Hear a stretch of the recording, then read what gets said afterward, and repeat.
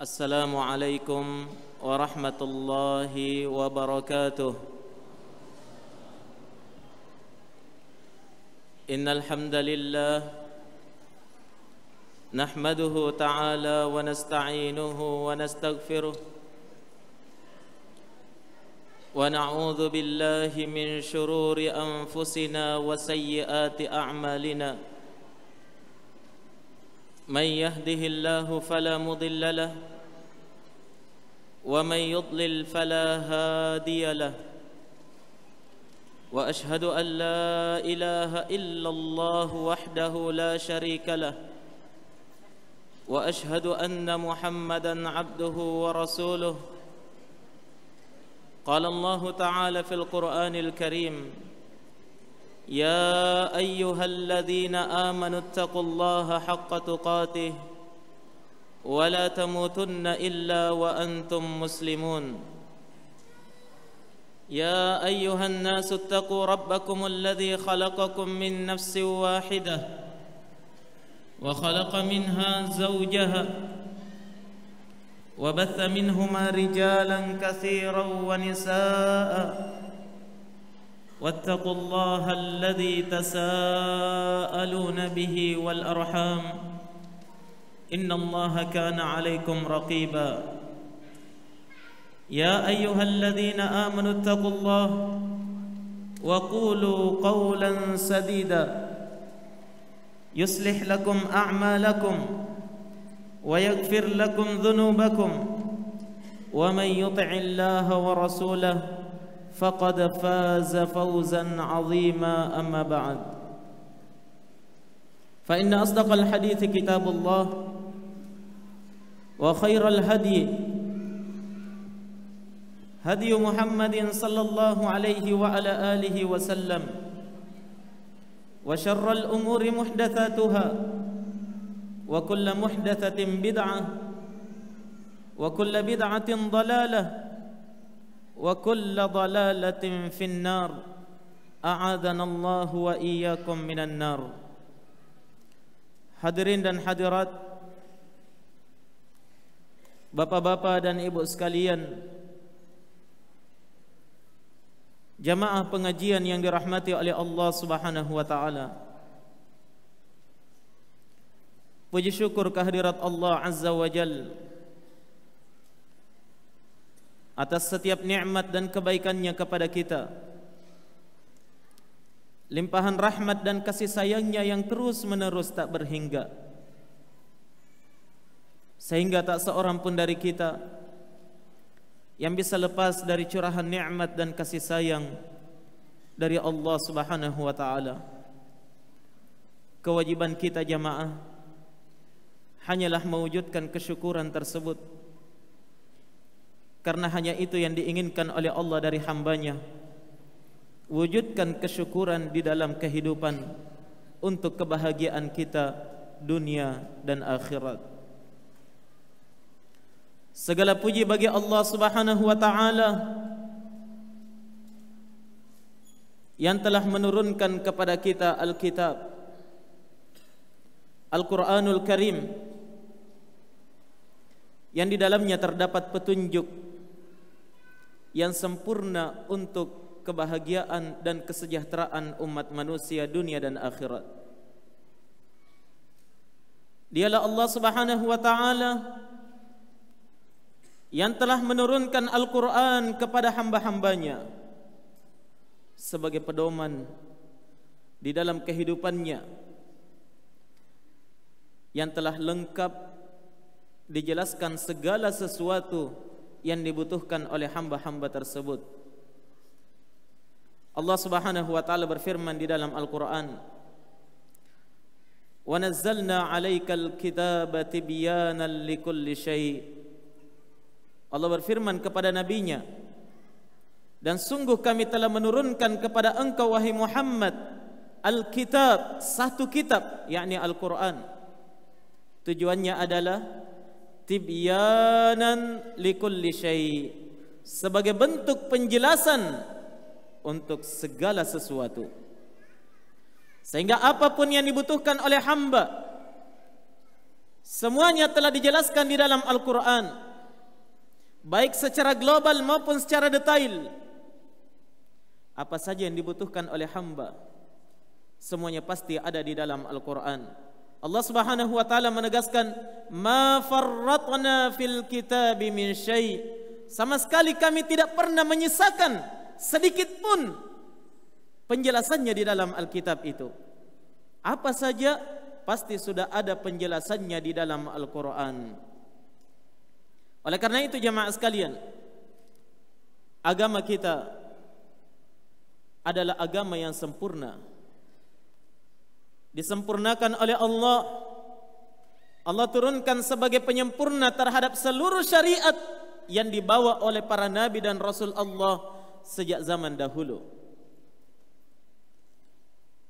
Ini yang menjadikan orang-orang di luar Islam iri terhadap al-Islam itu sendiri. Disebabkan karena Allah telah menyempurnakan agama ini. Tak satu pun yang kecil atau yang besar, yang nampak atau yang tersembunyi, dari setiap apa yang dibutuhkan oleh umat manusia pasti dijelaskan di dalam Al-Quran. Subhanallah. Disebutkan dalam riwayat yang sahih, telah datang seorang Yahudi kepada Amirul Mukminin Umar ibn al-Khattab radhiyallahu taala an. Yahudi ini berkata, "Ya Amirul Mukminin, innakum taqra'una fi kitabikum ayah law alaina ma'syaral yahudi nazalat lattakhadna dzalikal yawma 'ida." Wahai Amirul Mukminin, sesungguhnya telah turun kepada kalian umat Islam satu ayat. Seandainya satu ayat ini turun kepada kami orang-orang Yahudi, pasti kami akan jadikan hari turunnya ayat itu sebagai Eid, sebagai hari raya yang kami akan peringati untuk setiap tahunnya. Lantaran hebatnya ayat itu. Amirul Mukminin bertanya, "Wa ayya ayah? Ayat apa itu?" Yahudi ini menjawab, membaca firman Allah di dalam Al-Quran, "Al-yawma akmaltu lakum dinakum wa atmamtu alaikum ni'mati wa raditu lakumul Islam madina."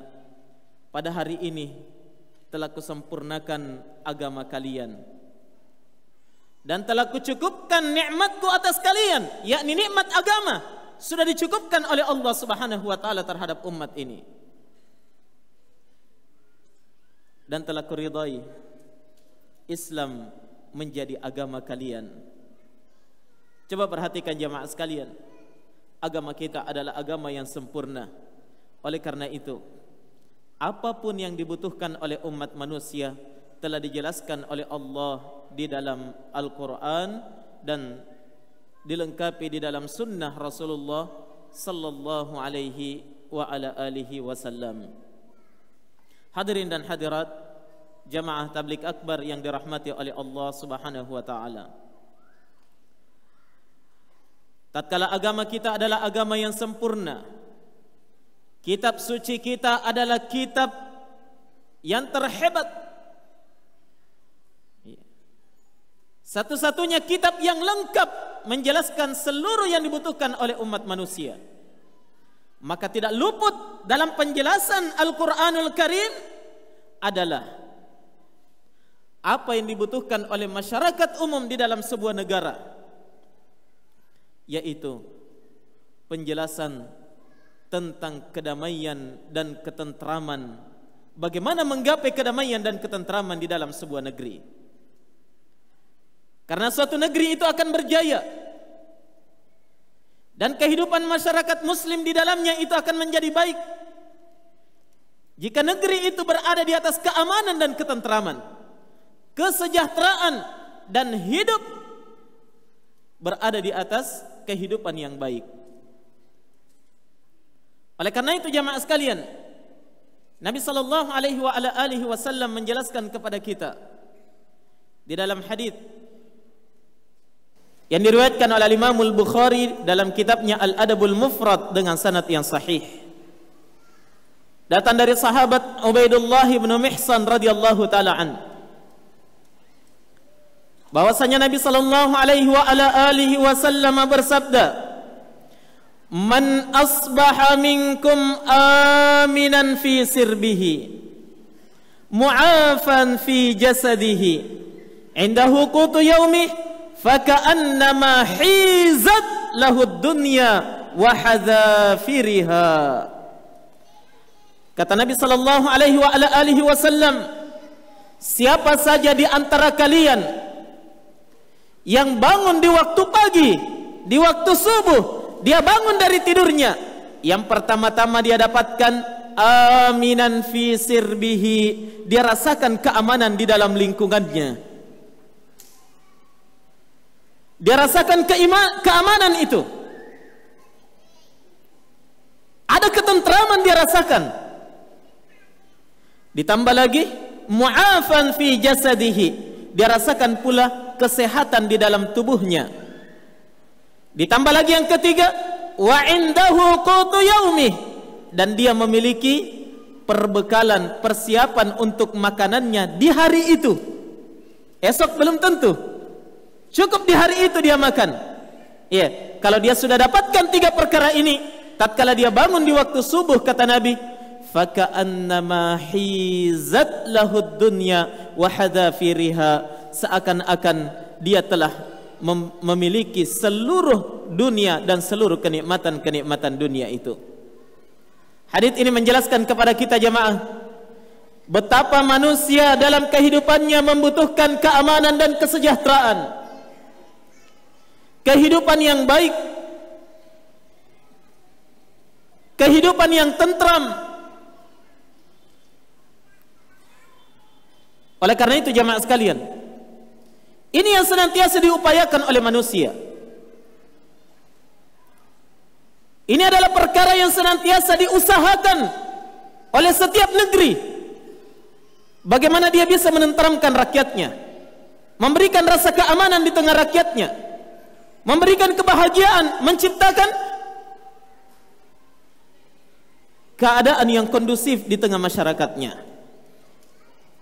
Akan tetapi jamaah sekalian, keamanan itu, ketentraman itu, kesejahteraan itu tidak akan digapai oleh seseorang atau suatu negeri kecuali dia harus kembali kepada Al-Quran dan Sunnah Rasulullah sallallahu alaihi wasallam, karena di dalamnya ada penjelasan yang lengkap tentang hal tersebut. Kekuatan persenjataan tidak cukup menenteramkan rakyat.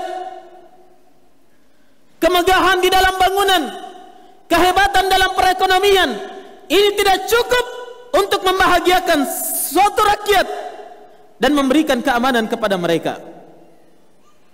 Tapi dibutuhkan tuntunan yang benar dari Al-Quran dan Sunnah, yang di dalamnya dia akan mendapatkan hakikat ketentraman yang sesungguhnya tatkala hidup di dalam kehidupan ini, dan ketentraman selanjutnya tatkala dia berada di dalam kehidupan akhirat insyaallah taala. Hadirin dan hadirat jamaah sekalian yang dirahmati oleh Allah Subhanahu wa taala, banyak usaha yang dilakukan oleh negeri-negeri untuk menenteramkan rakyatnya. Akan tetapi di sana ada satu celah yang sudah dijelaskan penjelasannya dalam Alkitab dan Sunnah, yang sering diabaikan oleh para penguasa dan oleh para rakyat dalam negeri-negeri yang menginginkan ketentraman itu.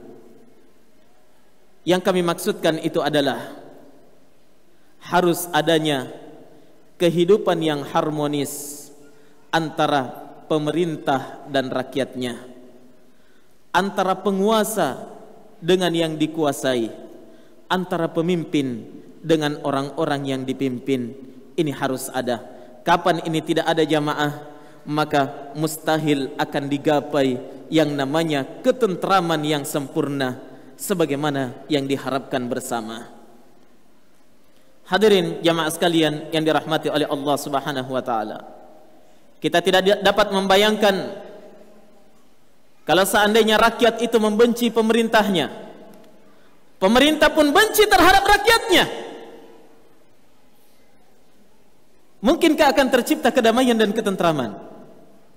Mustahil.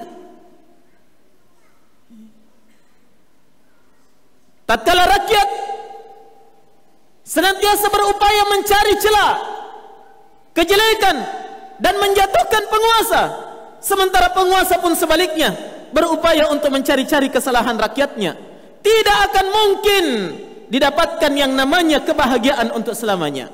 Walaupun hasil bumi melimpah ruah, walaupun kekuatan persenjataan dan kekuatan pasukan itu lengkap, tidak akan didapatkan keamanan untuk selamanya. Kenapa? Karena tidak ada harmonisasi antara penguasa dengan rakyatnya, yang mana ini merupakan perkara yang sangat inti, perkara yang sangat urgen, yang harus ada di dalam sebuah negeri.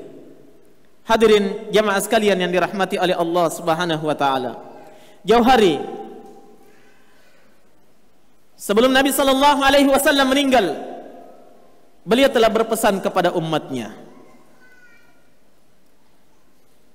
sebagaimana yang diterangkan di dalam hadis Auf ibn Malik yang diriwayatkan oleh Imam Muslim.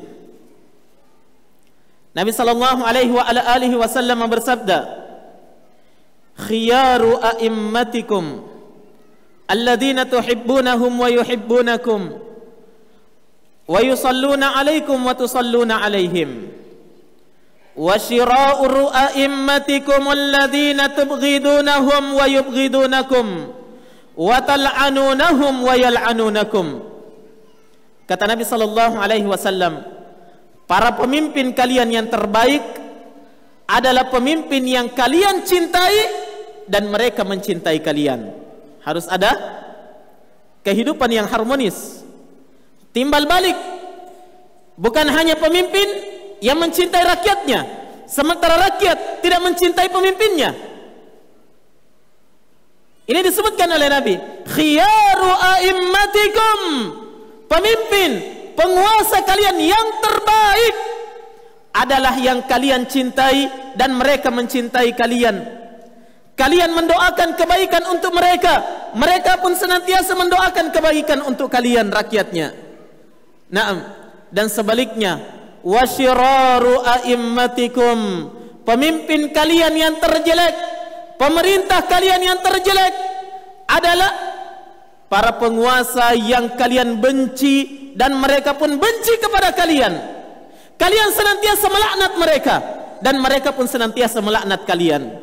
Perhatikan jemaah sekalian, ini gambaran penguasa yang terbaik. Yang akan memberikan kedamaian, kesejahteraan, ketentraman dan kedamaian di tengah rakyatnya, dan keamanan di tengah rakyatnya. Mereka adalah penguasa yang dicintai oleh rakyatnya. Mereka pun cinta kepada rakyatnya. Oleh karena itu jemaah sekalian, mau tidak mau, kita wajib berupaya bersama-sama. Apakah kita adalah penguasa atau kita adalah rakyat, harus berupaya menciptakan yang namanya kehidupan yang harmonis, hubungan yang baik antara penguasa dengan rakyat, sehingga insyaallah taala akan tercipta kedamaian yang sempurna itu, yang sama-sama kita harapkan bersama. Hadirin jamaah sekalian yang dirahmati oleh Allah Subhanahu wa taala. Nah, sekarang yang menjadi permasalahan adalah apa yang harus kita lakukan? Bagaimana menciptakan kedamaian dan kehidupan yang harmonis antara pemerintah dengan rakyat? Nah, apa yang kita bisa lakukan? Tatkala kita sebagai rakyat, apa yang harus kita lakukan sehingga terjadi kehidupan yang harmonis ini? Tidak terjadi ketimpangan di tengah masyarakat. Tatkala kita adalah seorang penguasa, harus berpikir dan mencari apa yang harus dia lakukan untuk menciptakan kehidupan yang harmonis dengan rakyatnya. Hadirin jamaah sekalian yang dirahmati oleh Allah Subhanahu wa taala. Sekali lagi, tatkala kita kembali kepada Al-Qur'an dan Sunnah, di sana kita akan mendapatkan jawaban dan solusinya. Di sana kita akan dapatkan jawabannya. Bagaimana menciptakan kehidupan ini?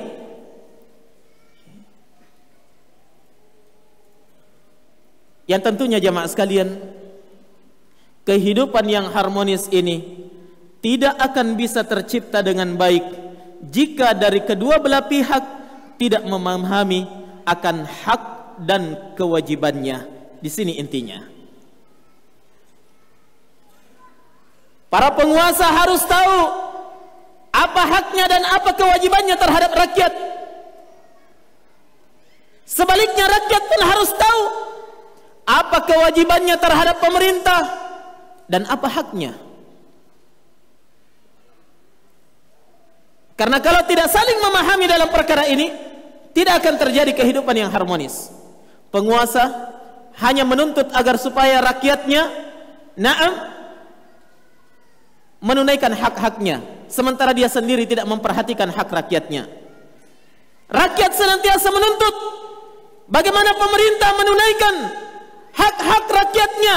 Keinginan mereka harus terpenuhi. Kalau tidak dipenuhi, mereka akan berontak, mereka akan turun ke jalan, mereka akan berteriak-teriak dan yang lain sebagainya. Tapi dia sendiri tidak faham apa kewajibannya yang harus dia tunaikan terhadap penguasanya. Maka dari itu jemaah sekalian, penting untuk kita ketahui bersama antara hak dan kewajiban ini harus senantiasa difahami oleh kedua belah pihak. Jangankan dalam lingkupan yang luas, dalam kehidupan bermasyarakat, berbangsa dan bernegara, dalam kehidupan yang sempit saja, dua hal ini harus diketahui oleh setiap orang. Anggota keluarga, suami istri yang ingin hidup harmonis, hidup bahagia, sampai akhir hayat, ini tidak akan bisa tercapai kalau mereka tidak memahami apa hak dan kewajibannya. Betul atau tidak? Suami harus tahu apa kewajibannya dan apa haknya. Istri harus tahu dan menunaikan apa kewajibannya terhadap suami dan apa hak yang harus dia dapatkan dari suaminya. Orang tua punya hak dan kewajiban terhadap anaknya. Anak pun punya hak dan kewajiban terhadap orang tuanya. Demikian pula seorang guru dalam lingkup sekolah atau pondok pesantren. Seorang guru punya hak dan kewajiban terhadap muridnya. Murid pun punya hak dan kewajiban terhadap gurunya. Demikian seterusnya. Terlebih lagi jamaah sekalian, kalau kehidupannya, cakupannya itu lebih luas, kehidupan bermasyarakat, berbangsa dan bernegara, ingin menciptakan keamanan dan kedamaian, ingin menciptakan kehidupan yang harmonis, ini harus setiap orang memahami apa hak dan kewajibannya. Jangan pandai, yang pandainya hanya menuntut hak saja, tapi tidak memperhatikan apa kewajibannya. Ini yang sering membuat permasalahan di tengah masyarakat. Jelas ya? Hadirin jamaah sekalian yang dirahmati oleh Allah Subhanahu wa taala. Sebelum kita melanjutkan pembahasan ini, butuh kita pahami bersama bahwasanya yang kami maksudkan dan yang dimaksudkan oleh syariat dengan pemerintah, penguasa atau disebut dengan amir, bukan hanya presiden, akan tetapi presiden dan seluruh orang-orang yang membantunya, para menterinya, para aparat keamanannya, sampai kepada wakil-wakilnya di daerah, kepada gubernur, bupati, wali kota, sampai kepada lurah, sampai kepada RT, semuanya itu adalah cakupan penguasa yang kita seluruhnya punya hak dan kewajiban terhadapnya. Hadirin jamaah sekalian yang dirahmati oleh Allah Subhanahu wa taala. Ini kami tegaskan, jangan sampai ada yang berpemahaman hanya kepada presiden kita harus menunaikan hak dan kewajiban, sementara terhadap wakil-wakilnya dan utusan-utusannya itu diremehkan. Hadirin jamaah sekalian yang dirahmati oleh Allah Subhanahu wa taala. Yang pertama, yang mungkin kita bisa jelaskan pada kesempatan yang singkat ini, ada dua hal. Yang pertama, bagaimana kita mengetahui apa kewajiban rakyat terhadap penguasa, dalam artian apa hak penguasa terhadap rakyatnya. Ini yang penting untuk kita pahami bersama. Yang kedua, adalah apa hak rakyat terhadap pemerintah. Dalam artian apa kewajiban pemerintah itu terhadap rakyatnya. Jelas ya? Ini mungkin yang akan kita jelaskan pada kesempatan kali ini. Ya, mudah-mudahan insyaallah taala bisa menjadi pencerahan terhadap kita seluruhnya sehingga kita bisa menggapai yang namanya kehidupan yang bahagia yang disebutkan oleh Allah dalam Al-Qur'an, baldatun thayyibatun wa rabbun ghafur. Negeri yang baik, negeri yang aman dan tentram, ya, yang senantiasa diharapkan oleh setiap hamba. Hadirin jamaah sekalian yang dirahmati oleh Allah Subhanahu wa taala. Yang pertama, merupakan kewajiban rakyat terhadap penguasa atau merupakan hak penguasa terhadap rakyatnya adalah setiap orang yang berada di negeri tersebut, dalam lingkupan negara tersebut, wajib mengakui kepemimpinan penguasa yang berkuasa secara syah di negeri tersebut. Ya.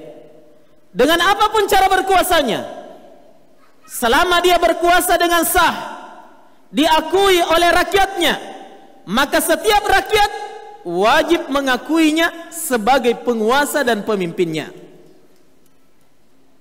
Tidak boleh dia memberontak daripadanya, atau tidak boleh dia melepaskan baiat daripadanya. Wajib dia berbaiat, bersumpah setia, meyakini akan kepemimpinan dari penguasa tersebut. Apakah dia namanya presiden? Iya, kalau menggunakan istilah presiden, atau dia perdana menteri, atau dia adalah raja atau malik, atau apa saja, selama di negeri kaum muslimin ada yang berkuasa, ada yang menjadi pemimpin, maka kewajiban terhadap seluruh rakyat adalah mengakui kepemimpinannya. Jelas ya? Jangan tatkala ya, misalnya dia hidup di negeri Indonesia, ketika ditanya siapa pemimpinmu, ya, dia tidak mau mengakui Bapak Joko Widodo sebagai pemimpinnya. Itu saya tidak mau. Dia sebut nama pemimpin partainya, atau yang dia sebut nama pemimpin jamaahnya.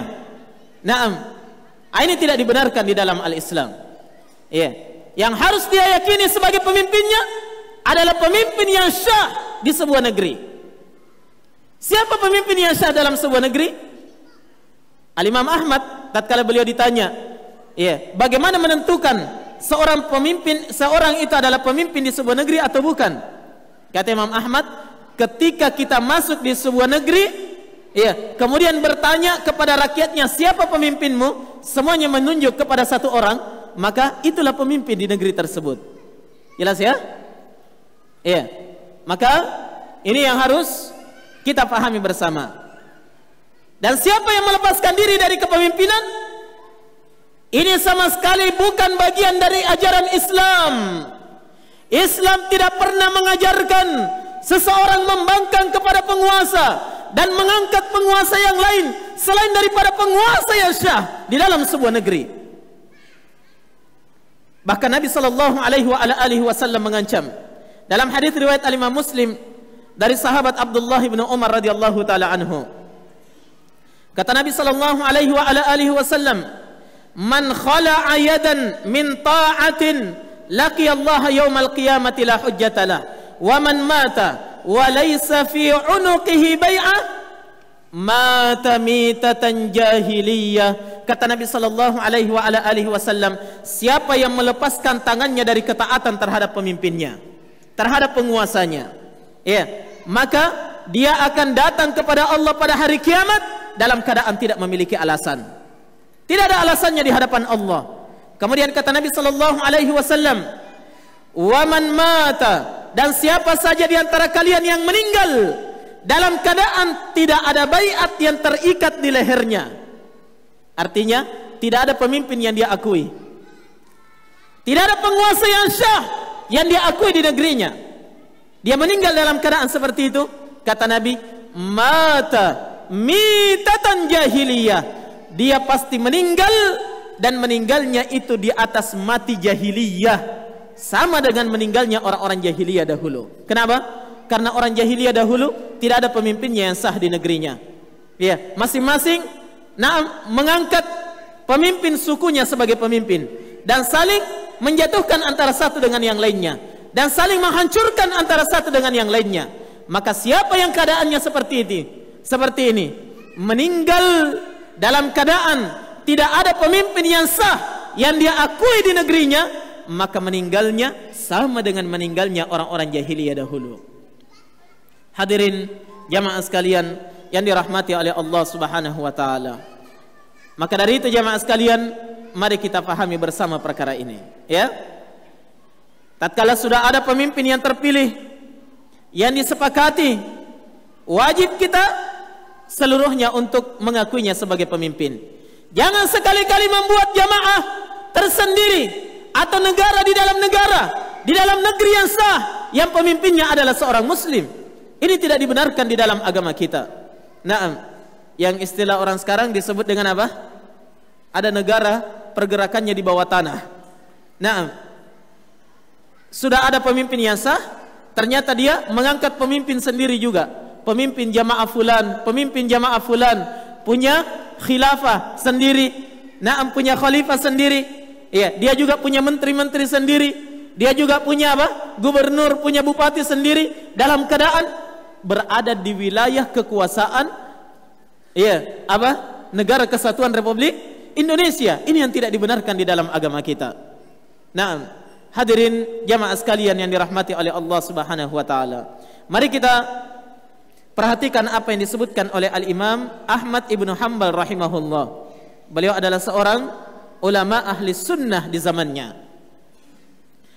Beliau berbicara tentang perkara ini. Kata beliau, man ghalaba alaihim bis-sayf hatta sara khalifah wa summiya amirul mu'minin fala yahillu li ahadin yu'minu billahi wal yawmil akhir ayyabita wa la yarahu imaman barran kana aw fajiran. Kata Imam Ahmad, siapa saja yang berkuasa atas mereka, atas kaum muslimin, berhasil menjadi pemimpin, iya, walaupun dia lakukan dengan cara kekerasan, dengan pedang atau dengan persenjataan, dia berhasil berkuasa karena melakukan apa? Kekerasan misalnya, iya, sehingga dia menjadi khalifah, pemimpin di negeri itu, dan dia digelari dengan Amirul Mukminin, pemimpin orang-orang yang beriman. Ya, tidak mesti gelarnya seperti ini ya, tapi dia pemimpin orang-orang yang beriman di negeri itu. Nah, siapa saja yang sudah berkuasa di negeri itu, kata Imam Ahmad, maka tidak halal bagi seorang pun yang mengaku dirinya beriman kepada Allah dan hari akhir, bermalam satu malam dalam keadaan dia tidak meyakini kepemimpinannya, apakah dia adalah pemimpin yang baik atau pemimpin yang jahat. Karena sebagian orang mengatakan, yang penting pemimpinnya baik, saya siap mengakui sebagai pemimpin saya. Tapi kalau dia jahat, penindas, koruptor, naam, dan yang lain sebagainya dari apa yang dituduhkan kepada pemimpin, maka dia tidak mau mengakuinya sebagai pemimpin. Ini yang tidak diperbolehkan. Ya, tidak halal kata Imam Ahmad. Dia bermalam satu malam dalam keadaan dia tidak mengakui pemimpin yang syah itu sebagai penguasanya. Tidak halal. Harus dia berbaiat kepadanya, mengakuinya sebagai penguasa. Nah, karena kapan ini tidak terjadi jamaah sekalian? Yakin dan percaya, pasti akan terjadi perpecahan di tengah kaum muslimin dan terjadi kekacauan dan tidak akan didapatkan kehidupan yang harmonis untuk selamanya. Nah, kenapa? Karena kalau pemimpin sudah diangkat, diakui sebagai penguasa, kemudian ada yang mengangkat pemimpin yang lain, nah, berarti terjadi perpecahan di tengah kaum muslimin, ya tidak? Dan ini yang dilarang di dalam agama Allah Subhanahu wa taala. Yang mana Allah Subhanahu wa taala memerintahkan kepada kaum muslimin untuk menjaga ijtima'ul kalimah, kebersamaan, persatuan dan kesatuan. Ini yang dituntut terhadap kita. Apapun yang terjadi, wajib kita bersatu untuk seorang pemimpin. untuk seorang penguasa. Jangan sampai mengingkarinya sebagai seorang penguasa. Karena ini adalah nikmat yang sangat besar ketika Allah Subhanahu wa taala telah menyatukan kalimat kita, telah menjadikan kita berada di atas satu kebersamaan. Ini nikmat yang sangat besar.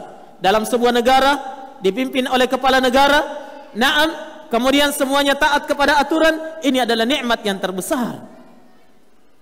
Allah Subhanahu wa taala berfirman di dalam Al-Qur'an, "Wadhkuru ni'matallahi 'alaikum idh kuntum a'daan fa'alafa baina qulubikum fa asbahtum bi ni'matihi ikhwana." Kata Allah, ingatlah akan nikmat Allah terhadap kalian. Yang diingatkan siapa ini? Bangsa Arab ketika itu. Sebelum datangnya Islam, apa yang terjadi? Idh kuntum a'daan.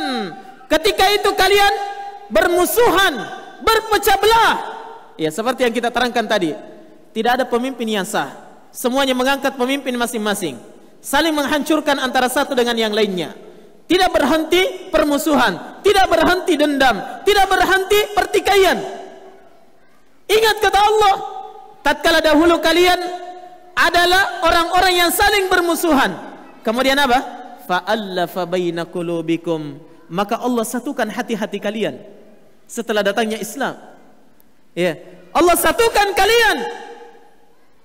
Fa asbahtum bi ni'matihi ikhwana. Maka menjadilah kalian orang-orang yang bersaudara dengan nikmat Allah Subhanahu wa taala. Maka dari itu jamaah sekalian, sekali lagi, ya, persatuan dan kesatuan, kebersamaan di dalam sebuah negeri, ini adalah jalan untuk menciptakan harmonisasi di dalam kehidupan bermasyarakat. Kalau tidak, maka akan tercipta kekacauan yang sangat menakutkan itu. Hadirin jamaah sekalian yang dirahmati oleh Allah Subhanahu wa taala. Ini yang pertama.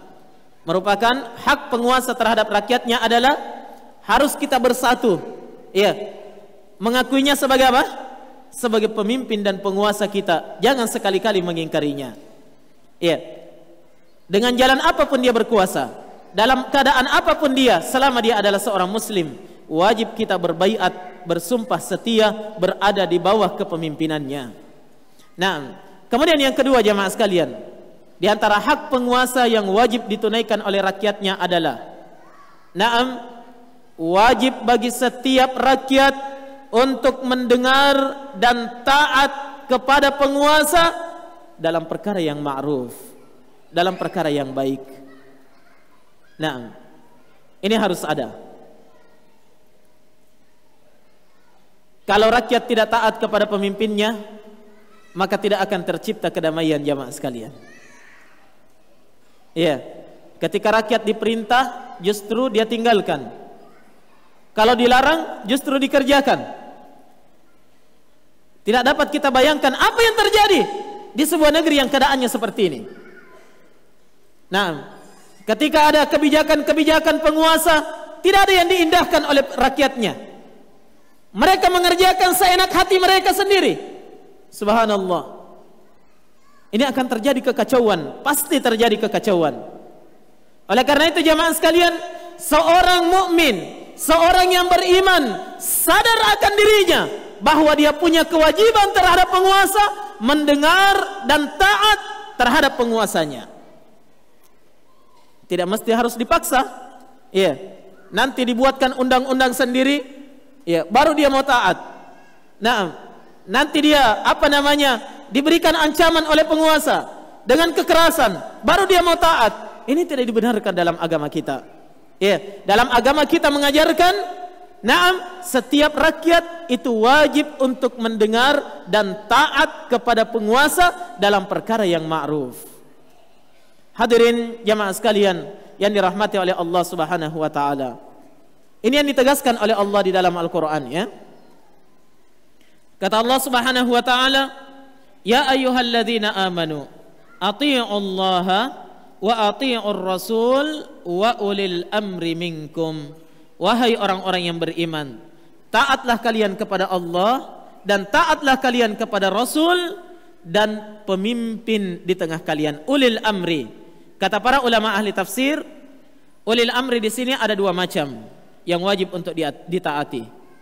Yang pertama, mereka adalah al-ulama, orang-orang yang berilmu di tengah masyarakatnya.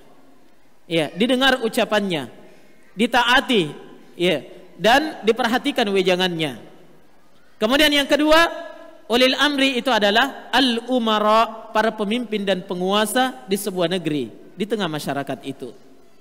Allah Subhanahu wa taala di dalam Al-Qur'an memerintahkan secara langsung kepada kita semua.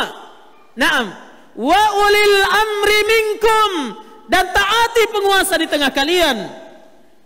Ini perintah Allah, dan asalnya jamaah sekalian, asal dari sebuah perintah di dalam Al-Quran, hukumnya apa? Wajib. Al-aslu fil awamiri tufidul wujub. Asal daripada perintah di dalam Al-Quran dan Sunnah itu menunjukkan akan wajibnya.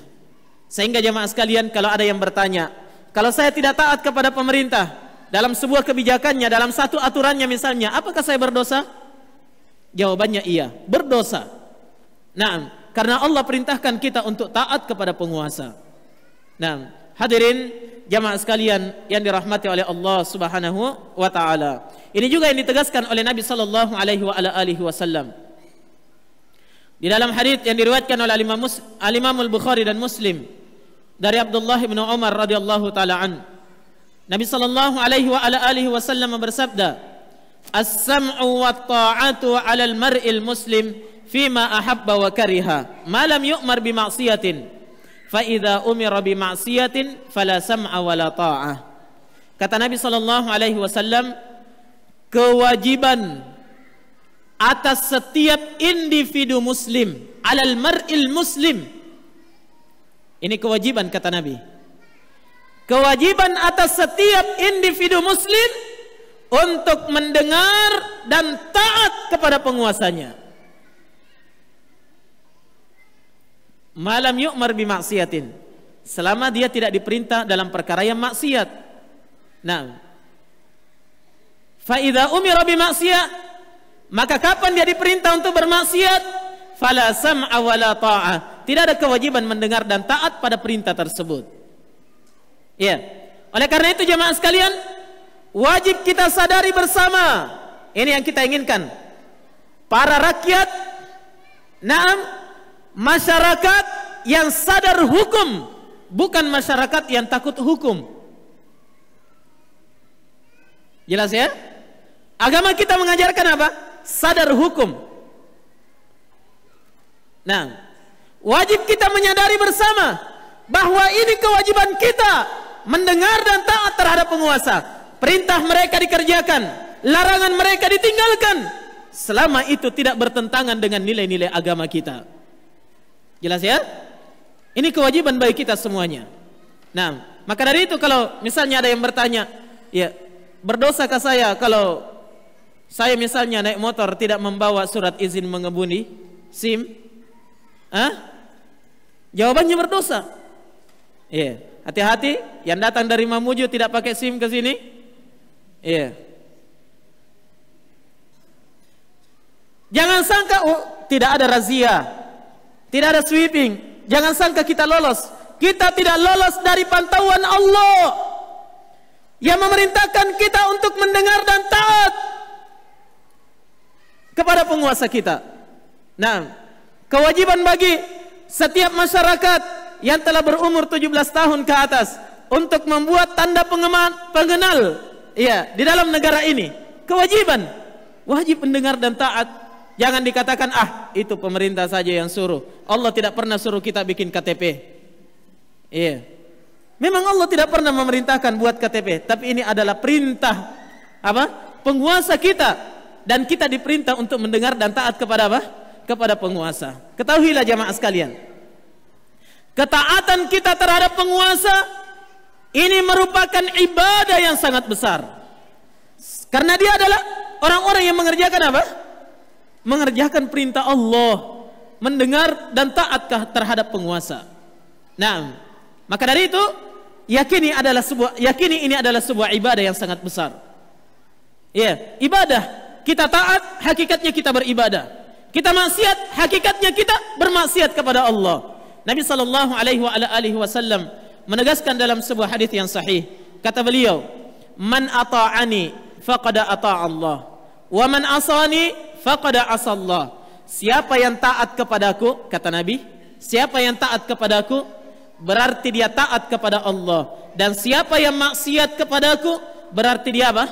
Maksiat kepada Allah Subhanahu wa taala. Kemudian Nabi lanjutkan, "Wa man ata'al amira faqad ata'ani, wa man asal amira faqad asani." Dan siapa yang taat kepada pemimpin berarti dia taat kepadaku, kata Nabi. Dan siapa yang bermaksiat kepada pemimpinnya berarti dia maksiat kepada aku. Ini jelas sekali hadits Nabi sallallahu alaihi wasallam menerangkan akan hal tersebut. Maka sangat mengherankan jemaah sekalian, kalau ada orang yang mengaku dirinya bagus agamanya, baik ibadahnya, naam, bahkan berilmu dalam perkara agama, tapi kalau dia naik motor, dia tidak menggunakan helm yang merupakan perintah penguasa kita. Orang bagus agamanya, ketika ditanya oleh Pak Polisi, kenapa tidak pakai helm Pak? Ya, ini helm akhirat ini. Ya, ini saya sudah pakai songkok ini. Betul. Ya, silakan pakai songkok. Akan tetapi mengendarai kendaraan beroda dua, kewajiban kita untuk menggunakan apa? Penutup kepala berupa helm yang merupakan perintah penguasa kita. Iya. Hadirin jamaah sekalian yang dirahmati oleh Allah Subhanahu wa taala, mendengar dan taat terhadap penguasa, naam, ini adalah apa? Kewajiban bagi kita seluruhnya. Ya, maka kita tidak dapat membayangkan jamaah sekalian bagaimana indahnya kehidupan ini tatkala rakyat itu semuanya taat kepada penguasanya. Ya, semuanya sadar akan hukum. Betapa indahnya kehidupan ini jamaah sekalian. Ya, tidak ada lagi yang menyibukkan penguasa kita, menyibukkan aparat keamanan kita. Naam, semuanya sadar hukum, mendengar dan taat. Masya Allah, ini adalah pangkal pokok menciptakan kehidupan yang harmonis di dalam kehidupan yang dalam kehidupan apa? Bermasyarakat. Hadirin jamaah sekalian yang dirahmati oleh Allah Subhanahu wa taala, banyak dalil yang lainnya. Ya. Banyak dalil yang lainnya, bahkan puluhan, ratusan hadis, ya, dan ayat-ayat dalam Al-Qur'an menerangkan wajibnya kita untuk mendengar dan taat terhadap penguasa kita. Hanya jamaah sekalian, di dalam hadis Ibnu Umar yang kita bacakan tadi, Nabi katakan, "Malam yu'mar bima'siyatin," selama dia tidak diperintah untuk bermaksiat. Ya. Kapan dia diperintah untuk maksiat? Tidak wajib mendengar dan taat pada perintah, khusus pada perintah itu saja. Jelas ya? Ya. Karena sebagian orang Khawarij itu salah faham di dalam memahami hadis ini. Dia katakan, selama kita tidak diperintah untuk maksiat, kita taat. Tapi ketika kita diperintah maksiat, kita tidak boleh taat. Akhirnya dia memberontak. Ini tidak dibenarkan. Maksud daripada hadis ini, ya, tidak ada kewajiban mendengar dan taat khusus pada perintah bermaksiat itu saja. Adapun yang lain tetap wajib kita mendengar dan taat. Jelas ya? Iya. Karena banyak ini ketika kita membahas seperti ini, kewajiban mendengar dan taat kepada penguasa, sudah banyak komentar. Ya, memang ya, betul kita wajib mendengar dan taat katanya, tapi pemerintah kita ini bukan pemerintah yang taat. Ya, banyak kebijakannya yang melanggar syariat katanya. Makanya tidak pantas kita taat kepada mereka. Tidak seperti itu pemahaman hadis ini. Ya. Khusus pada perkara maksiat yang bertentangan dengan nilai-nilai agama, itu tidak kita taat di dalamnya. Tapi perkara yang lain, dalam perkara kebaikan, bukan maksiat, tetap wajib mendengar dan taat kepadanya. Jelas ya? Iya.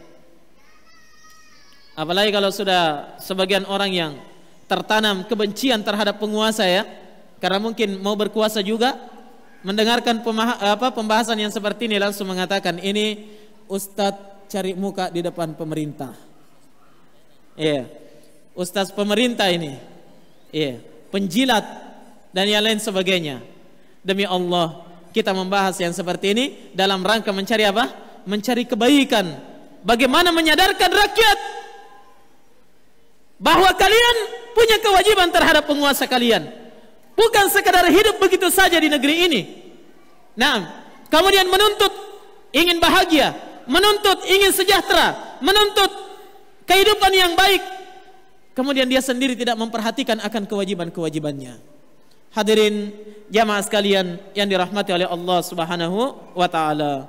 Nah, kemudian jamaah sekalian, di antara kewajiban rakyat terhadap penguasanya atau hak penguasa terhadap rakyatnya adalah kewajiban bagi rakyat itu menasehati pemerintah dengan cara yang terbaik tatkala dia dapatkan ada kesalahan di dalamnya. Ada hal-hal yang melanggar aturan Allah dari kebijakan-kebijakannya, maka kewajiban kita sebagai rakyat adalah apa? Adalah menasehatinya. Ini kewajiban kita. Nabi sallallahu alaihi wasallam menyebutkan di dalam hadis yang diriwayatkan oleh Imam yang diriwayatkan oleh Imam Muslim rahimahullahu taala, kata Nabi sallallahu alaihi wasallam, "Innallaha yurdi lakum thalathan wa yakrah wa kariha lakum thalathan." Sesungguhnya Allah Subhanahu wa taala mencintai dari kalian 3 perkara dan benci dari kalian 3 perkara. Apa yang dicintai oleh Allah? Yang pertama, yurdi lakum an ta'buduhu wa la tusyriku bihi syai'a. Allah ridha, senang dari kalian kalau kalian itu beribadah kepada Allah dan tidak mempersyarikatkan dengan selainnya sesuatu pun. Dengan sesuatu pun.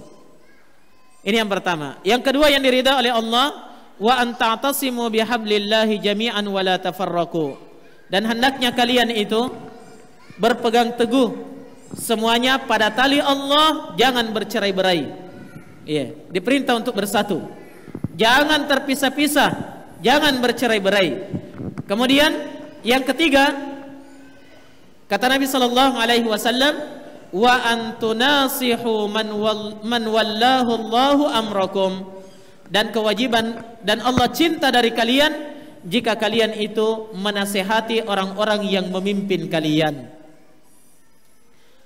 Rakyat menasehati pemimpinnya kalau dia dapatkan ada kekeliruan. Betapa indahnya kehidupan ini jamaah sekalian ya. Demikian pula karyawan menasehati pemimpinnya ketika dia dapatkan ada kekeliruan.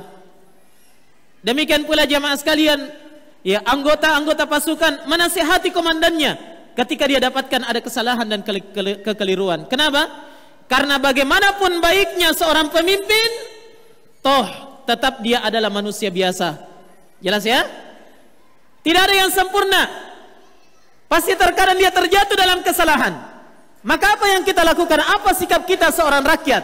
Seorang yang dipimpin, tatkala kita dapatkan kesalahan dari penguasa kita, ini tadi, nasihati mereka dengan cara yang terbaik.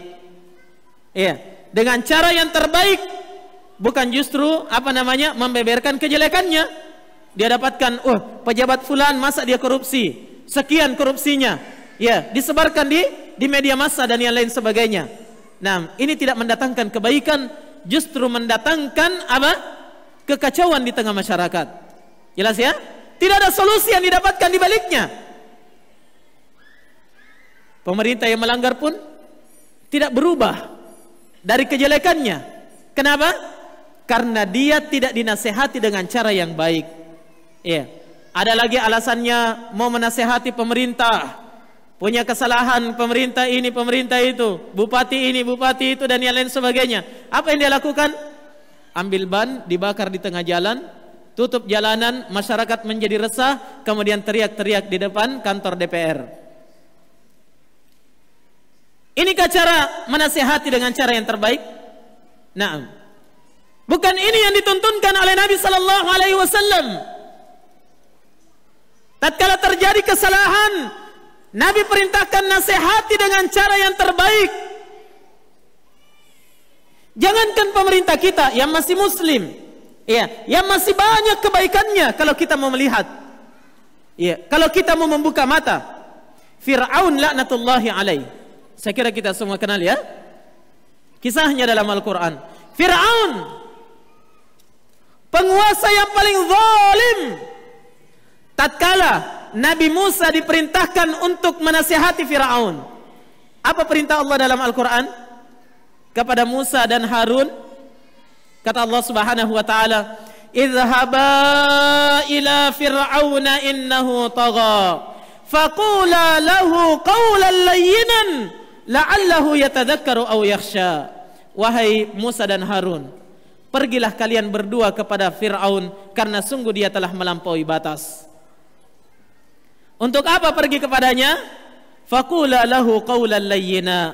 Ucapkan ucapan-ucapan yang lembut kepadanya. Masih diperintahkan untuk apa? Menasihati dengan cara yang lembut.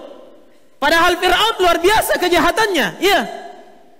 Dia tindas Bani Israel, dia bunuh anak laki-laki, dia biarkan hidup anak perempuan dijadikan budak. Luar biasa kezalimannya. Tapi bersamaan dengan itu Allah perintahkan kepada Nabi Musa, pergilah kalian berdua kepadanya, nasihati dia dengan cara yang paling lembut. Semoga dia mau mengingat dan semoga dia mau takut kepada Allah Subhanahu wa ta'ala. Ini cara yang terbaik jamaah sekalian. Kenapa? Harus kita sadari bersama. Karena pemimpin itu adalah atasan kita, orang-orang yang wajib untuk kita muliakan. Maka kapan dinasihati di tengah jalan, diteriaki di tengah jalan, tidak akan mendatangkan kebaikan.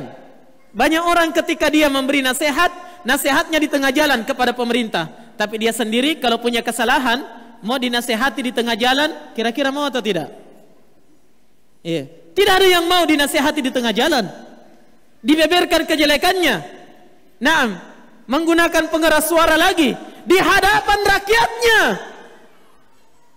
Ini adalah cara-cara yang tidak dibenarkan di dalam agama kita. Oleh karena itu, Islam dari dahulu sampai sekarang ajarannya tidak mengenal yang namanya demonstrasi, unjuk rasa, atau apa saja namanya, walaupun disebut dengan aksi damai, sama saja, tidak mendatangkan kebaikan, dia hanya mendatangkan kejelekan. Yang diperintahkan kepada kita jamaah sekalian adalah menasihati dengan cara yang terbaik. Mari kita perhatikan apa yang disebutkan oleh Nabi sallallahu alaihi wasallam, tuntunan beliau dalam sebuah hadits riwayat Imam Ahmad dan Al-Imamul Hakim dengan sanad yang sahih dari sahabat Iyad ibnu Ghanam radhiyallahu taala anhu. Naam. Kata Nabi sallallahu alaihi wasallam, "Man arada an yansaha as-sultan bi amrin fala yubdi lahu alaniyah, walakin liya'khudh bi yadihi, fayakhlu bihi, fa in qabila minhu fadak, wa illa kana qad adda alladhi alaihi lah." Siapa saja yang ingin menasihati pemimpinnya, siapa saja yang ingin menasihati pemimpin dengan satu perkara, maka jangan sekali-kali dia menampakkannya secara terang-terangan. Ini kata Nabi. Nabi kita yang katakan ini. Jangan dia nampakkan nasihatnya. Tapi apa yang harus dilakukan? Akan tetapi kata Nabi, hendaklah dia pegang tangan pemimpinnya itu, kemudian dia berduaan dengannya. Coba lihat rahasianya ini. Jangan sampai nampak kejahatannya pemimpin ini. Naam, berduaan dengannya, kemudian berikan nasihat yang terbaik kepadanya. Datangkan dalil dari Al-Quran, dari sunnah Nabi. Kalau dia masih punya keimanan, insya Allah pasti dia akan terima. Nah, kata Nabi, fa in qabila minhu fadak. Kapan dia terima, kapan dia menerimanya, itu yang diinginkan. Tapi kalau tidak, kata Nabi, sungguh dia telah menunaikan kewajibannya terhadap pemerintahnya. Hadirin jamaah sekalian yang dirahmati oleh Allah Subhanahu wa taala. Nah, jangan sampai ini wajib kita perhatikan bersama, jangan sampai kita ini termasuk orang-orang yang menebar bencana di tengah masyarakat. Ketika mendapatkan ada kejelekan dari penguasa, langsung disebar di media massa. Apalagi di zaman kita sekarang ini. Nah, kecanggihan teknologi luar biasa. Nah, apa yang ditulis di Endrekang ini bisa sampai ke Mamuju dengan sekejap mata, bahkan sampai di Jakarta, bahkan sampai di seluruh dunia dengan sekejap mata. Nah, hati-hati, jangan sampai kita penyebar kejelekan, Satu kejelekan pemerintah misalnya langsung disebar di internet. Ya, Facebook, WA, Twitter dan yang lain sebagainya dari media-media yang ada ini digunakan di atas kejelekan. Hati-hati, ini akan dipertanggungjawabkan di hadapan Allah Subhanahu wa taala pada hari kiamat. Terkadang jamaah sekalian, ada orang yang menyebarkan kejelekan itu bukan dengan lisannya, akan tetapi hanya dengan menggunakan dua jempolnya saja di dalam kamar, akan tetapi menimbulkan kerusakan yang sangat besar. Ya, tidak terlihat dia beberkan kesalahan pemerintah dan penguasanya sehingga menjadikan rakyat itu panas, ya, memprovokasi massa dan menjadikan kekacauan di tengah masyarakat. Hadirin jamaah sekalian yang dirahmati oleh Allah Subhanahu wa taala. Kemudian jamaah sekalian, di antara kewajiban kita terhadap penguasa, ya, adalah bagaimana kita pandai-pandai untuk mengagungkan penguasa sesuai dengan kadar mereka. Kita wajib memuliakan penguasa kita. Jangan direndahkan. Ya. Banyak di antara kita jamaah sekalian, saya tidak tahu apa penyebabnya ini. Mungkin otaknya sudah dicuci, atau mungkin sudah sering mendapatkan siraman-siraman yang kurang baik tentang sikap terhadap penguasa. Ya, ketika dia lihat pemerintah saja menggunakan seragam sudah mencibir dia. Ya. Langsung dituding tikus-tikus kantor. Nah, ketika dia melihat penguasa menggunakan mobilnya dengan plat merah, mobil rakyat jika kamu pakai. Subhanallah. Ya, ini adalah kalimat-kalimat yang tidak dibenarkan dalam syariat kita jamaah sekalian. Kewajiban bagi kita adalah memuliakan penguasa sesuai dengan kadarnya. Ya, kenapa? Karena dengan memuliakan pemerintah, insyaallah taala Allah akan mendatangkan kemuliaannya kepada kita. Allah akan memuliakan kita. Ya. Coba perhatikan apa yang disebutkan oleh Nabi dalam sebuah hadis yang sahih. Kata Nabi sallallahu alaihi wasallam, "Man akrama sultanallahi fil ard, akramahu Allah. Wa man ahana sultanallahi fil ard, ahanahu Allah." Siapa saja yang memuliakan pemerintah, penguasa Allah di permukaan bumi, Allah pun akan memuliakannya. Dan siapa saja yang berani menghinakan penguasa di permukaan bumi, maka Allah pun akan menghinakannya. Jelas ya? Tatkala muncul berbagai macam malapetaka di negeri kita ini jamaah sekalian, ya, muncul kehinaan, keterpurukan, banyak para ahli berbicara. Apa penyebabnya? Ada yang mengatakan ini penyebabnya karena pejabat kita sudah banyak yang korupsi. Ya. Kolusi, kalasi. Nah, ada yang mengatakan ini disebabkan karena presiden. Ini disebabkan karena menteri ini. Ini disebabkan, semuanya mengkambing hitamkan penguasa. Nah, tidak ada orang yang memeriksa dirinya. Apa penyebab dari seluruh keterpurukan ini? Penyebabnya adalah tatkala kita tidak pandai memuliakan penguasa, akhirnya Allah pun menghinakan kita. Mari kita kembalikan kepada diri kita, dan mari kita berupaya untuk merubah sikap kita selama ini jamaah sekalian. Sikap terhadap penguasa kita. Coba lihat para ulama kita dahulu. Tatkala Khulafa ar-Rasyidin berkuasa, para sahabat memuliakan mereka. Padahal mereka sama-sama sahabat Nabi, belajar di hadapannya Nabi. Tapi ketika Abu Bakar, Umar, Uthman, Ali dan yang lain sebagainya itu menjabat sebagai khalifah, Masya Allah, dimuliakan dengan semulia-mulianya sesuai dengan kadar mereka. Kenapa? Karena mereka yakin ini adalah pemimpin kita yang selalu melakukan kebaikan secara menyeluruh di tengah masyarakatnya. Nah, mereka muliakan. Di zaman tabi'in, di zaman tabi'ut tabi'in, mereka memuliakan penguasanya. Syekhul Islam Ibn Taimiyah rahimahullah Naam, beliau terlihat sangat memuliakan penguasa ketika beliau berhadapan dengan para pemerintah. Ya. Demikian pula ada di antara ulama kita, Masya Allah, ketika mereka bertemu dengan pemerintah, berjabat tangan, dicium tangannya. Ketika dia mendapatkan kritikan, kenapa kamu berlebihan terhadap pemerintah, masa dicium tangannya? Ya, maka dia bertanya, apakah salah kalau saya mencium tangan bapak saya? Katanya tidak, karena itu ayahmu. Katanya, ya, dia menjawab, ayah saya yang melakukan kebaikan untuk diri saya, pantas saya cium tangannya. Bagaimana lagi dengan pemerintah saya yang melakukan kebaikan untuk semua, untuk seluruh rakyatnya? Tidakkah pantas kalau saya mencium tangannya? Masya Allah, betapa indah kehidupan kalau seperti ini jamaah sekalian.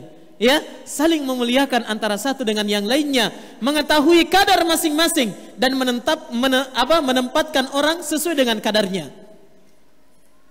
Nabi sallallahu alaihi wasallam bersabda, rahimallahu mra'an arafa qadra nafsih. Semoga Allah merahmati seseorang yang tahu akan kadar dirinya. Tahu dirinya adalah rakyat, dia memuliakan penguasanya. Jangan tahu dirinya adalah rakyat, justru dia merasa dirinya sebagai penguasa. Nah, hadirin jamaah sekalian yang dirahmati oleh Allah Subhanahu wa taala. Ya, di antara hak penguasa terhadap rakyatnya adalah bagaimana rakyat itu berupaya untuk menjaga kehormatan pemerintahnya. Dia jaga lisannya, ya, dia jaga lisannya, dia jaga kedua tangan dan kedua kakinya. Nah, dan dia berupaya untuk menyembunyikan aib penguasanya, bukan justru disebar. Kapan dia dapatkan ada kesalahan, langsung dia sembunyikan. Kemudian dia berupaya untuk menasihatinya dengan cara yang terbaik. Jelas ya?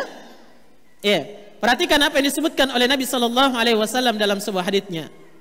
Kata beliau, "Man radda an irdi akhihi al-muslim, kana haqqan 'ala Allah azza wa jalla ay yarudda anhu nar jahannam yaumal qiyamah." Siapa saja yang berupaya menyembunyikan kejelekan seorang saudaranya muslim, seorang saudara muslim, dia berupaya untuk menjaga kejelekannya, dia tutupi, dia jaga rahasianya. Naam, maka merupakan keharusan bagi Allah pada hari kiamat untuk menjaga hamba ini dari siksa api neraka jahanam. Coba lihat jamaah sekalian, menjaga kehormatan seorang muslim biasa saja, keutamaannya seperti ini. Bagaimana lagi kalau apa? Kalau pemerintah, orang yang harus kita muliakan, ya, orang yang harus kita tolong, orang yang harus kita dukung. Harusnya kita semakin kuat di dalam apa? Di dalam menjaga aib dan kejelekannya. Jangan bergampangan untuk menyebarkan apa?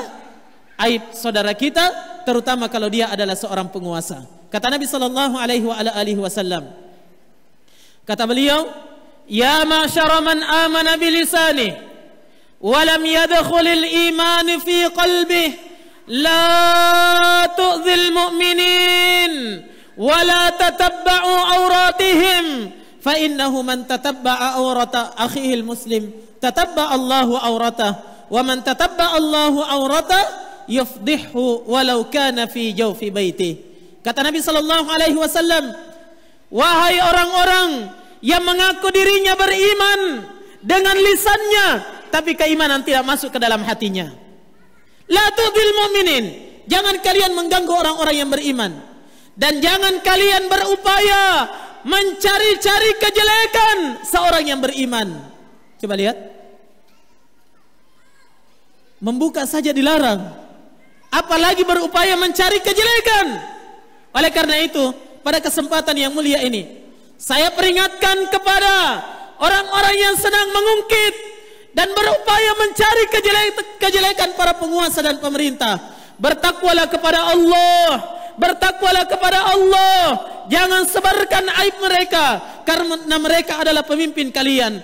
Jangan sebarkan kejelekan mereka, karena mereka itu adalah orang-orang yang telah melakukan kebaikan yang sangat banyak kepada kalian, yang mana kalian tidak pandai untuk mengingat kembali akan kebaikan-kebaikan tersebut. Jamaah sekalian yang dirahmati oleh Allah Subhanahu wa taala, hindari mengungkit kejelekan penguasa di koran-koran. Hindari mengungkit kejelekan penguasa, menyebarkannya di TV atau di media massa yang lainnya, melalui buletin-buletin ataupun melalui mimbar Jumat. Tinggalkan semuanya itu kalau kita menginginkan kebaikan dari Allah Subhanahu wa taala. Kata Nabi sallallahu alaihi wasallam, "La tu'dzil mu'minin." Jangan kalian senang mengganggu orang-orang yang beriman, apalagi mengganggu penguasa. Jangan mengganggu mereka. Jangan mencari-cari kejelekan mereka. Fa innahu man tatabba'a aurata akhihil muslim tatabba'a Allahu auratah. Karena sungguh siapa saja yang berani mencari-cari kejelekan saudara muslimnya, Allah Subhanahu wa taala pun akan mencari kejelekannya. Dan siapa yang dicari kejelekannya oleh Allah, kata Nabi, yufdihhu walau kana fi jawfi baiti. Allah akan mempermalukan dia dan mengungkap kejelekannya walaupun dia itu tetap berada di tengah rumahnya, tidak keluar dari rumahnya, akan nampak kejelekannya. Kenapa? Karena dia senang menampakkan kejelekan saudara muslim yang lain, terutama kalau itu adalah penguasa. Hadirin dan hadirat jamaah yang dirahmati oleh Allah Subhanahu wa taala. Nah, ini adalah perkara-perkara yang wajib untuk kita sadari bersama. Jangan sampai kita lalaikan, jangan sampai kita tinggalkan, jangan sampai kita remehkan, karena perkara ini akan mendatangkan kekacauan kalau kita tidak mengindahkannya. Nah, hadirin jamaah sekalian yang dirahmati oleh Allah Subhanahu wa taala. Kemudian di antara kewajiban rakyat terhadap penguasanya adalah bagaimana rakyat itu berupaya untuk menolong pemerintahnya dalam perkara yang baik. Apa saja yang merupakan program-program yang baik, kita tolong, kita bantu sesuai dengan kemampuan kita. Nah, jangan justru berupaya menghalangi. Nah, ada misalnya proyek pembangunan jalan, kita upayakan membantu sesuai dengan kemampuan kita. Nah, kalau pemerintah mengucurkan dana, kita berupaya memberi makan kepada orang-orang yang bekerja di jalan itu misalnya. Nah, memperluas, kalau misalnya lokasi kita yang terkena, kita upayakan memberikan, jangan justru dihalangi. Terkadang jamaah sekalian, ada proyek misalnya pembukaan jalan atau pengembangan jalan, ada orang yang tidak sudi, harus ditetapkan ganti untung. Dia tidak mau kalau ganti rugi. 500.000 per meter, tidak seharga dengan tanah saya ini. Ini pelebaran tanah saya diambil berapa meter. Ini harus diganti untung ini. Masya Allah, ini namanya tidak membantu penguasa. Harus kita berupaya untuk membantu sesuai dengan kemampuan kita. Ada kegiatan-kegiatan masyarakat, wajib kita semuanya bersatu padu di dalamnya untuk mewujudkan dan menyukseskannya. Jangan justru menjadi kerikil-kerikil yang menghalangi program-program penguasa.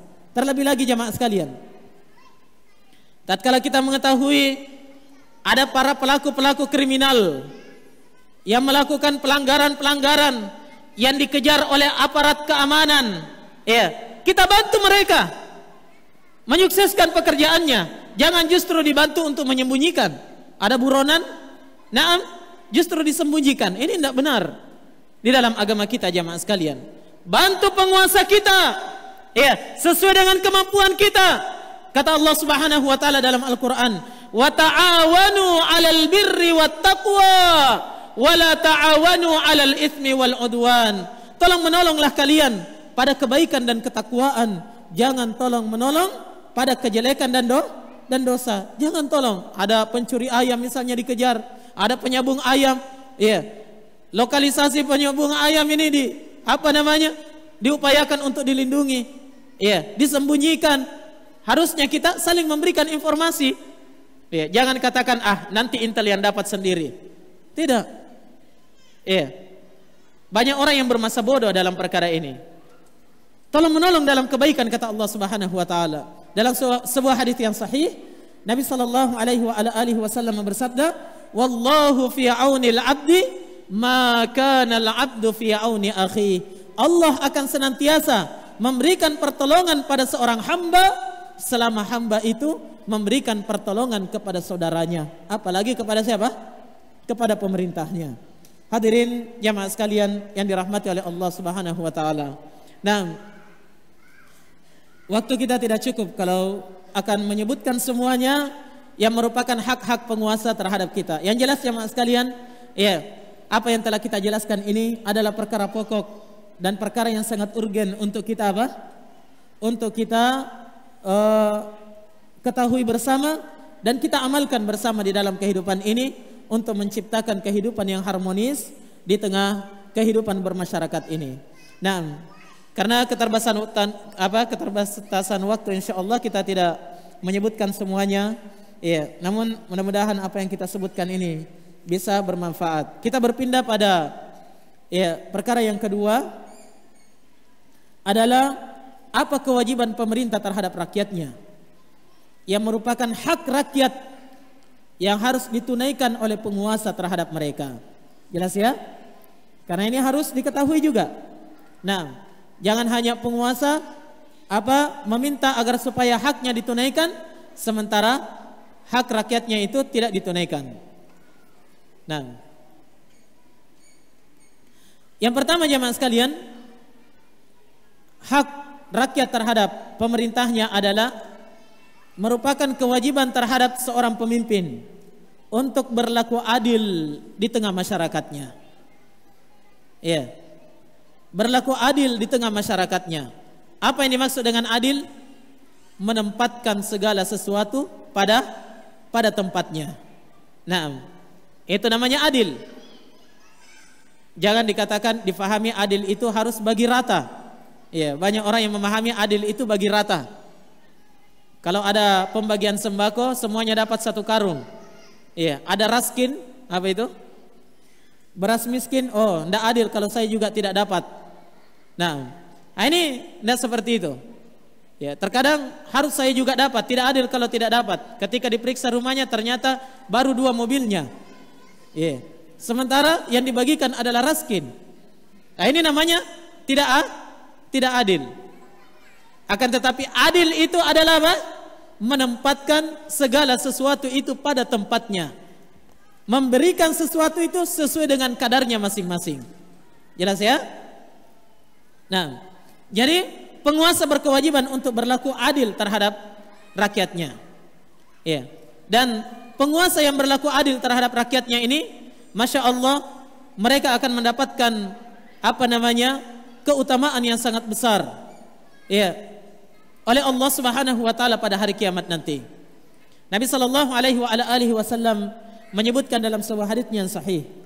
Kata Nabi sallallahu alaihi wasallam, "Na'am, sab'atun yudhilluhumullahu fi dhillihi yauma la dhilla illa dhilluh." Ada 7 golongan manusia. Ada 7 golongan manusia pada hari kiamat yang akan dinaungi oleh Allah di hari yang tidak ada naungan kecuali hanyalah naungannya Allah Subhanahu wa taala. Di hari itu jamaah sekalian, tatkala kita semuanya berdiri di hadapan Allah di padang mahsyar, matahari didekatkan di atas kepala, semua orang kepanasan. Ya, dan semua orang membutuhkan perlindungan. Nah, semua orang butuh untuk berlindung. Ternyata di saat-saat yang sangat dibutuhkan ini, ada 7 golongan manusia yang akan mendapatkan lindungan dari Allah, tidak merasakan panasnya matahari yang didekatkan di atas kepala itu. Siapa mereka? Yang pertama kata Nabi, imamun adil, seorang pemimpin yang adil di tengah rakyatnya.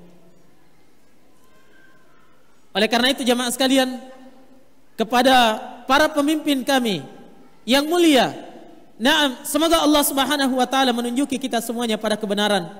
Naam, ada ladang-ladang pahala bagi kalian. Dan ada kesempatan untuk mendapatkan kemuliaan di sisi Allah pada hari kiamat tatkala Allah memberikan amanah kepemimpinan ini kepada kalian. Naam, maka segeralah kejar, segera dapatkan dan raih apa yang dijanjikan oleh Nabi sallallahu alaihi wasallam tersebut dengan senantiasa berlaku adil di tengah rakyat. Naam, karena ini akan mendatangkan pula kehidupan yang harmonis antara penguasa dengan rakyatnya. Ketika rakyat itu berlaku adil, maka akan menimbulkan kecintaan rakyat terhadap mereka. Hadirin jamaah sekalian yang dirahmati oleh Allah Subhanahu wa taala. Kemudian di antara juga kewajiban penguasa terhadap rakyatnya adalah bagaimana rakyat itu berupaya, bagaimana penguasa itu berupaya untuk menjaga keamanan di tengah rakyatnya. Walaupun ini juga merupakan tugas rakyat untuk menjaga keamanan, akan tetapi kebanyakannya dititik beratkan kepada penguasa karena mereka yang memiliki persenjataan dan kekuatan. Nah, maka pemerintah berkewajiban untuk menciptakan keadaan yang kondusif di tengah masyarakat, yang aman dan tentram. Kalau ada pengacau, maka kewajiban penguasa untuk melindungi rakyatnya dari pengacau-pengacau tersebut. Nah, saya kira ini difahami bersama. Nah, sehingga insyaallah taala penguasa itu pun akan mendapatkan ibadah, mendapatkan pahala di sisi Allah Subhanahu wa taala di saat-saat mereka menjalankan tugasnya di dalam menjaga keamanan rakyatnya. Jangan justru penguasa yang mengacaukan keamanan. Ini namanya pagar makan tanaman. Tidak pantas seperti itu. Tapi dia menjaga keamanan rakyatnya sehingga rakyat pun bersatu padu untuk saling tolong menolong di dalam kebaikan tersebut. Kemudian yang ketiga dari kewajiban penguasa terhadap rakyatnya adalah kewajiban bagi mereka menegakkan hukum-hukum syariat di tengah masyarakatnya. Sesuai dengan apa yang ditentukan oleh Allah Subhanahu wa taala dalam Al-Qur'an dan Sunnah, dia menjalankannya sesuai dengan apa yang ditetapkan ini. Kenapa? Karena di balik syariat itu ada kejayaan. Di balik syariat ada kebahagiaan. Di balik syariat ada keamanan yang hakiki dunia dan akhirat. Kemudian jemaah sekalian, di antara kewajiban mereka adalah senantiasa menjaga rakyatnya dari berbagai macam kerusakan-kerusakan. Apa itu kerusakan akhlak, kerusakan akidah, kerusakan moral, dan kerusakan-kerusakan yang lainnya. Dia berupaya menjaga jangan sampai terjadi kerusakan itu. Kapan dia dapatkan ada faham-faham baru yang masuk yang menyesatkan rakyat, kewajiban pemerintah untuk segera mencegah. Jangan dibiarkan begitu saja. Atau bahkan diberikan izin untuk menyebarkan faham mereka yang sesat. Jangan sampai, karena ini akan merusak merusak tatanan kehidupan bermasyarakat. Faham-faham terorisme, radikalisme, atau faham-faham komunis, atau faham-faham sekuler dan pemahaman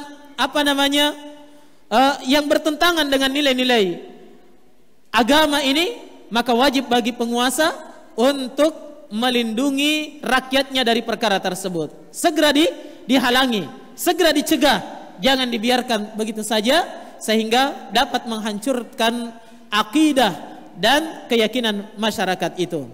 Taib. Terlebih lagi kalau itu adalah misalnya kerusakan-kerusakan akhlak, adanya tempat-tempat prostitusi, wajib bagi penguasa untuk membasmi semuanya, karena ini akan merusak moral dan akhlak daripada masyarakat kita.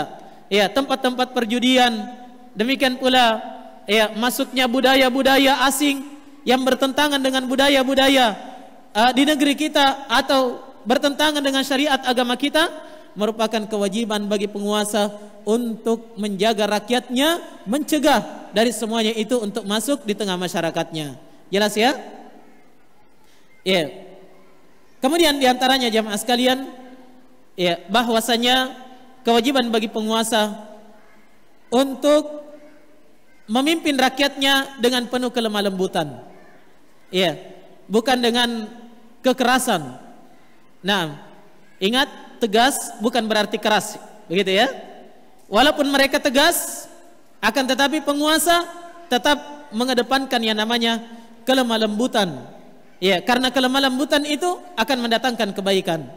Sebagaimana dalam hadis Aisyah radhiyallahu taala anha, kata Nabi sallallahu alaihi wasallam, "Innar rifqa la yakunu fi syai'in illa zanah wa la yunza'u an syai'in illa syanah." Kata Nabi sallallahu alaihi wasallam, sesungguhnya kelemah lembutan itu tidaklah ada pada sesuatu kecuali dia akan menghiasinya, dan tidaklah dia dicabut dari sesuatu kecuali dia akan apa? Menjelekkan sesuatu tersebut, membuat sesuatu itu jelek. Maka dari itu, kelemah lembutan itu wajib senantiasa dikedepankan oleh penguasa kita, walaupun kelemah lembutan ini tidak menafikan yang namanya apa? Ketegasan. Nah, terakhir jamaah sekalian, kita tutup majelis kita ini ya dengan sebuah doa yang pernah dipanjatkan oleh Nabi sallallahu alaihi wasallam untuk para penguasa kaum muslimin sampai akhir zaman. Nah, Nabi sallallahu alaihi wasallam pernah berdoa, mendoakan para penguasa. Kata Nabi sallallahu alaihi wasallam, "Allahumma man waliya min ummati ala ummati farafiqa bihim farfaq bihim wa man waliya alaihim fashaqqa alaihim fasbuq alaihim." Ya Allah, siapa saja yang Engkau berikan amanah kepadanya untuk memimpin umatku, kemudian dia memimpin umatku dengan kelemah lembutan, maka berlemah lembutlah kepadanya ya Allah.